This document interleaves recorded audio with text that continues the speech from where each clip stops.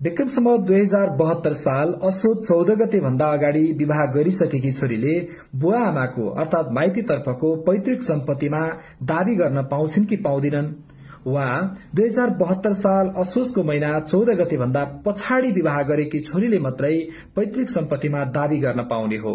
आखिर के हो त कुरा? यो अहिले यहाँहरू धेरैजनाको जिज्ञासाको रूपमा रहेको मैले पाएको छु। आज यहाँहरूले यही जिज्ञासाको प्रश्न उत्तर प्राप्त गर्न सक्नुहुनेछ। जनप्रतिनिधिमूलक थलो संविधान सभा मार्फत निर्माण भई विक्रम सम्वत 2072 साल असोज 3 गते जारी भएको वर्तमान संविधान नेपालको संविधानको धारा 18 मा समानताको हकलाई मौलिक हकको रूपमा व्यवस्था गरिएको छ। उक्त समानताको हकको उपधारा 5 ले के व्यवस्था गरेको छ भने पैतृक सम्पत्तिमा लैंगिक भेदभाव बिना सबै सन्तानको समान हक हुनेछ भनेर प्रष्ट रूपमा उल्लेख गरेको छ। त्यसैगरी उक्त संविधानको धारा 38 अर्थात मौलिक हक अन्तर्गत नै महिलाको हकको उपधारा 1 मा प्रत्येक महिलालाई लैंगिक भेदभाव बिना समान वंशीय हक हुनेछ भनेर संविधानले प्रष्ट व्यवस्था गरेको छ। यसको अर्थ नेपालको वर्तमान संविधानले छोरा सरह छोरीलाई पनि पैतृक सम्पत्तिमा समान हक रहने गरी संवैधानिक ग्यारेन्टी गरेको छ।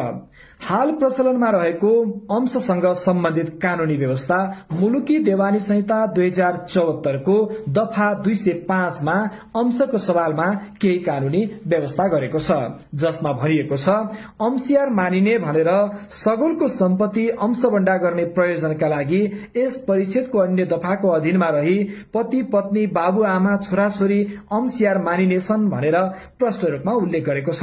त्यसैगरी सोही संहिताको 206 मा अंशको समान हकदार हुने भनेर प्रत्येक अंशियार अंशको समान हकदार हुनेछन् भनेर सबैजना आमा बुबा छोराछोरी श्रीमान श्रीमती सबैजनालाई पैतृक सम्पत्तिमा समान हक रहने गरी यस कानूनले पनि व्यवस्था गरेको अवस्था छ। यो अवस्थामा अब अहिले विवादको विषय रह्यो 2072 साल असोजको महिना 14 गते भन्दा पछाडि विवाह गरेको छोरीले मात्रै अंश दावी गर्न पाउने हो या 2072 साल असोजको महिना 14 गते अगाडि विवाह गरेको छोरीले पनि माइतीतर्फ पैतृक सम्पत्तिमा दावी गर्न पाउँछिन् भन्ने यहाँहरूको मूल जिज्ञासा हो। यो प्रश्नको प्रष्ट जवाब पाउनका लागि हामीले एउटा मुद्दाको बारेमा छलफल गर्नुपर्ने हुन्छ। त्यो मुद्दा भनेको पुनम मुडबरी विरुद्ध राममणि मुडबरी समेत भएको 075 DF 0004 नम्बरको मुद्दा हो। यो मुद्दामा सम्मानित सर्वोच्च अदालतको बृहत पूर्ण इजलासबाट फैसला भइसकेको छ र यसमा केही सम्मानित सर्वोच्च अदालतले नजरी स्थापित गरेको छ। ललितपुर जिल्ला ललितपुर महानगरपालिका वडा नम्बर 10 निवासी पुनम मुडबरी आफ्नो अध्ययनको सिलसिलामा 2043 साल अघि नै अमेरिका जान्छन्। उनी अमेरिकामा अध्ययन सँगसँगै त्यही रहेर उनी 2051 साल चैत 13 गते आफ्नो अमेरिकामा नै विवाह गर्छिन्। यसरी उनको विवाह भइसकेको अवस्थामा पनि उनी नेपाल आएर आफ्नो आमा बुवा विरुद्ध अंश मुद्दा दायर गर्छिन्। मुद्दा दायर गरिसके पछाडि सम्मानित काठमाडौँ जिल्ला अदालतले उनको पक्षमा नै मुद्दा फैसला गर्यो। यसरी सम्मानित काठमाडौँ जिल्ला अदालतले पुनम मुडबरीले अंश प्राप्त गर्ने गरी फैसला गरिसके पछाडि राममणि मुडबरी समेत उक्त फैसला चित्त नबुझाई सम्मानित तत्कालीन पुनरावेदन अदालत पाटनमा पुनरावेदन गर्न जान्छन्। पुनरावेदनका क्रममा सम्मानित पुनरावेदन अदालत तत्कालीन पाटनले सम्मानित काठमाडौँ जिल्ला अदालतले 68 जेठ 6 गते गरेको फैसलालाई नै सदर गर्ने गरी विक्रम सम्वत 2070 साउन 17 गते फैसला गर्छ।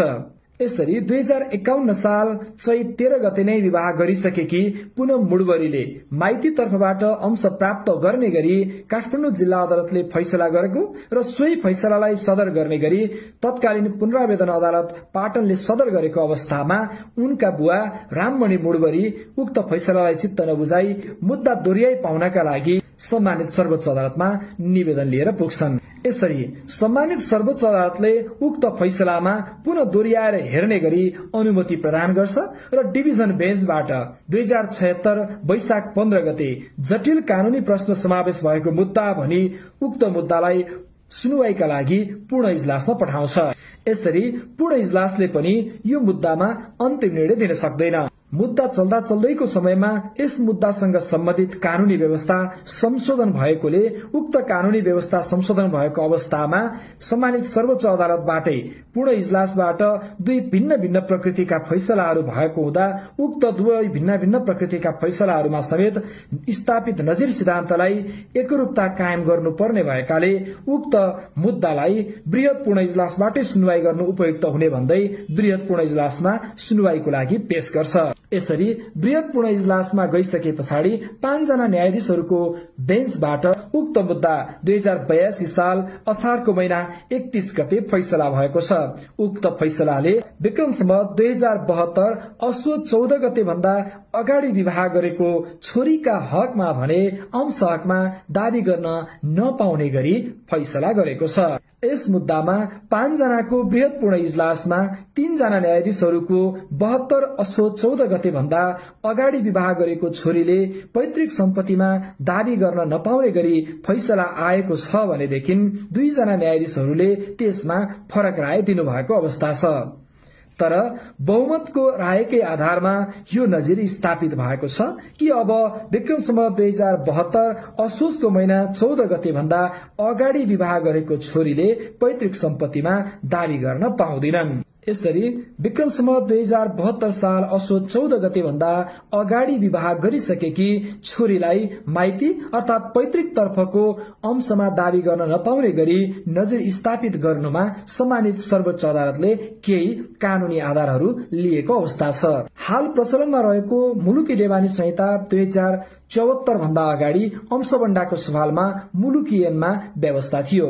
मुलुकी ऐन 2020 को अंशबण्डासँग सम्बन्धित महलको 1 नम्बरमा यो नम्बर प्रारम्भ भएपछि अंशबण्डा गर्दा यस महलका अन्य नम्बरहरूको अधीनमा रही बाबुआमा लोग्ने स्वास्ने छोराछोरीको जिएकै अंश गर्नुपर्छ भन्ने व्यवस्था थियो। यसको अर्थ यो 1 नम्बरको व्यवस्थाले के भन्न खोजेको हो भनेदेखि त्यो 1 नम्बरको व्यवस्थाले छोरा र छोरीलाई पैतृक सम्पत्तिमा समान हक रहने कुराको व्यवस्था गरेको थियो। तर मुलुकी ऐनको 11औं संशोधनले यो व्यवस्थालाई केही बन्देज लगायो र 1 मा क नम्बरको बुदा थप गरेर के भन्यो भने यस महलको 1 नम्बरमा जुनसुकै कुरा लेखिएको भए तापनि विवाह गरिसकेकी छोरीको अंशबण्डा गर्नुपर्ने छैन भनेर व्यवस्था गर्यो।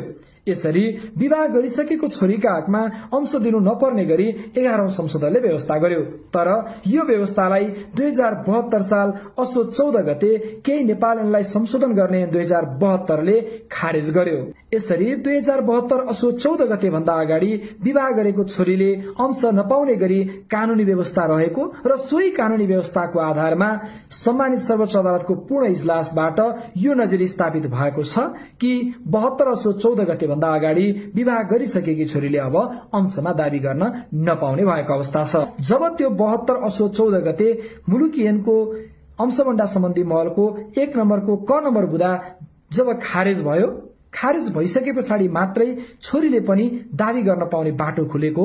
त्यो भएको कारणले गर्दाखेरि त्यो भन्दा पछाडि विवाह गर्ने छोरीका हकमा मात्रै यो आकर्षित हुन्छ, अंश दावी गर्न पाउने अवस्था विद्यमानता रहन्छ, त्यो भन्दा अगाडिका हकमा अंश दावी गर्न पाइँदैन भनेर व्याख्या गर्यो र सोही आधारमा सम्मानित काठमाडौँ जिल्ला अदालत, सम्मानित तत्कालीन पुनरावेदन अदालत पाटनले फैसला गरेको जुन पुनः मुडबरीले अंश प्राप्त गर्ने गरी फैसला गरेको थियो, त्यो फैसलालाई उल्ट्याएर सम्मानित सर्वोच्च अदालतले 72 असोज 14 गते भन्दा अगाडि नै अर्थात 2051 चैत 13 गते विवाह भइसकेको पुनः मुडबरीले बाबुआमाबाट अंश दावी गर्न सक्दिनन्, पाउँदिनन् भनेर व्याख्या गर्यो र सोही व्याख्याको आधारमा अब वृहत पूर्ण इजलासबाट यो व्याख्या भएर आइसके पछाडि हामी के बुझ्नुपर्ने हुन्छ भने वृहत पूर्ण इजलासको यो फैसलाको नजिरका आधारमा अब 72 असोज 14 गते भन्दा पछाडि विवाह गरेको छोरीले मात्रै पैतृक सम्पत्तिमा दावी गर्न पाउनेछिन् र 72 असोज 14 गते भन्दा अगाडि विवाह गरेको छोरीले पैतृक सम्पत्तिमा दावी गर्न